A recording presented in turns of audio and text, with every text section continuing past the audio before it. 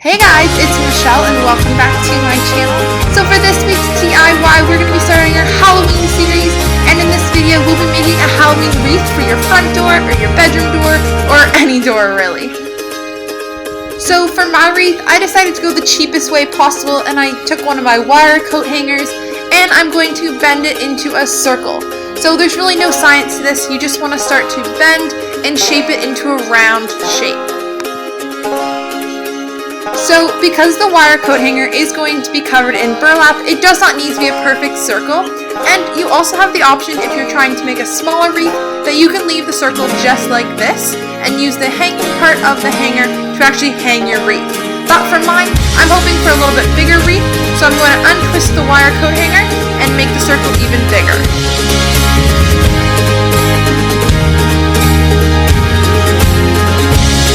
So once your coat hanger is shaped, you are ready to start to put your burlap on your wreath. So I'm using this technique, which I'll explain in just a second, but there are a variety of techniques that you can find online, and I found this one to just be the simplest one. So as you can see, I've already started my wreath, and you're just going to continue this pattern for the entire wreath. So all I'm doing is putting my pointy end of my wire hanger in one side of the burlap, and I'm rotating the burlap once. As you can see, then the wire will go on the other side. Kind of makes these loops.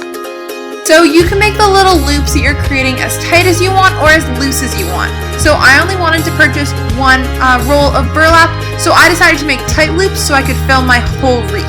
But you can do it as tight or as loose as you want. And once you've rotated your burlap, you're just going to squish it all to the end of the wreath.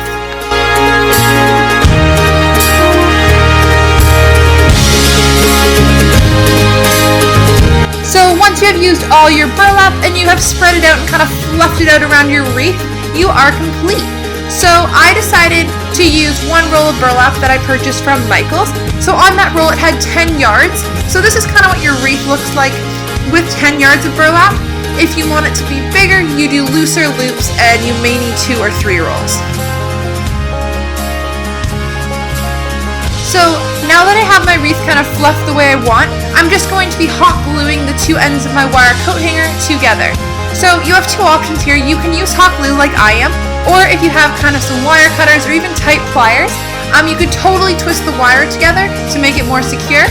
But at my house here at school, I only have hot glue, so that's what I decided to use.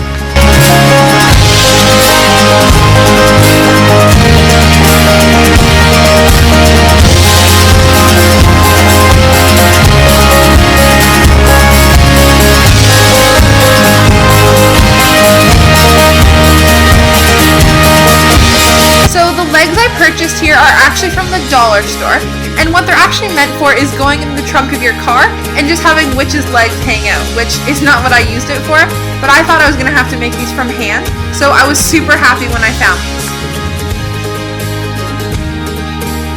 So I could have chosen to put the belt on the actual wreath and just hot glued it on, but I decided I want the legs to be cut off, so I just cut both of them off the belt and hot glued the top so that none of the stuffing would come out.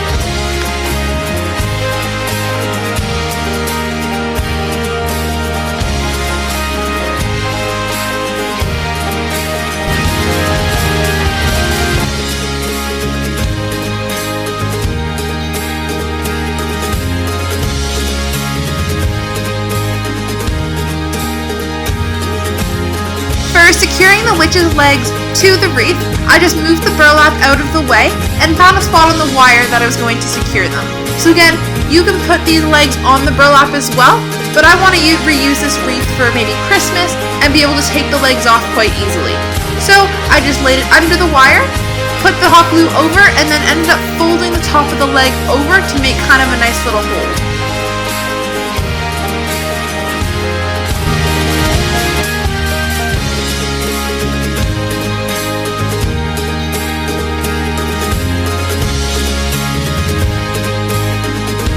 So once you've decided your leg is securely glued to the wire, I just fluffed the burlap back over and found a spot for the other leg and did exactly the same thing.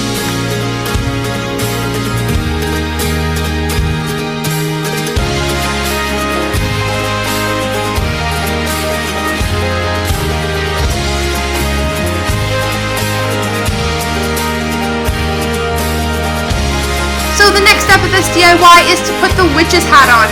So this hat I also got from the dollar store, and evidently it actually matches the legs, which works so perfectly. But all I'm doing here is moving the burlap to the side and positioning the hat where I think it looks best.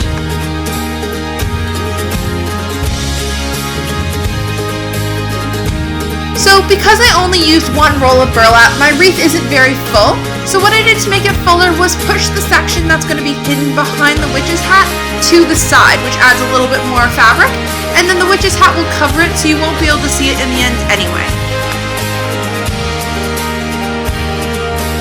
So one thing I realized once my hat was kind of glued on is that once it was on the door, the hat kind of leaned forward, and I didn't really want that.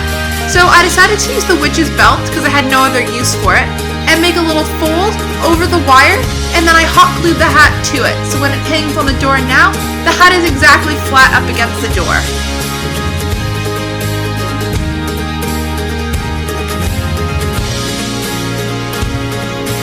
So the last little accessory I'm going to add to this wreath is a big purple bow that kind of matches the purple that's on the witch's shoes. So for this bow, I picked up a big roll of wired purple ribbon. So you really want to make sure the ribbon is wired because it helps make the shape of the bow. So it's really hard to explain how I actually made this bow, so it's going to be really beneficial if you just kind of watch it and slow it down the best you can. So all I'm doing here is pinching a part of the ribbon, and then I'm making the loops of my bow. And between each loop, I'm doing a twist underneath, and pinching that twist with my finger to create the other bow on the other side. So only one side of my ribbon was sparkled, so I really wanted to make sure that as I twisted it, the right side of the ribbon was showing. So you are going to continue this process for as large as you want the bow to be. So as you can see here, I just did another twist, folded my edge over, and then did another twist underneath to create the other side of the bow.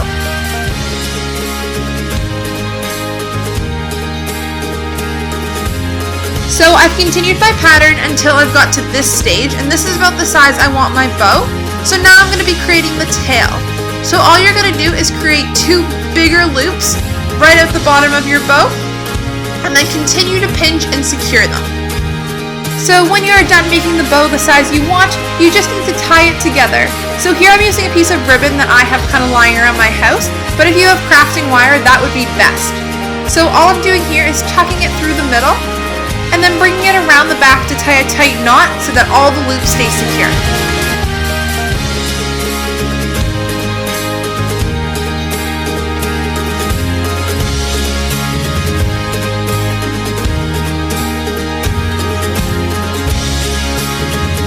So all I'm doing here is just finishing off kind of the tails of my bow. So all you want to do is fold the ribbon in half, and then cut on a diagonal towards the wired end. So this will create a nice little point, and then your ribbon will look awesome once it's done.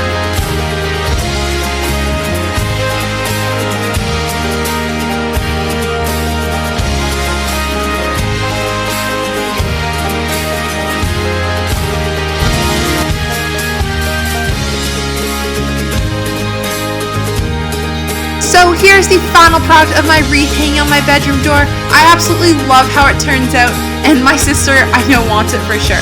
Thank you guys so much for watching this week's video.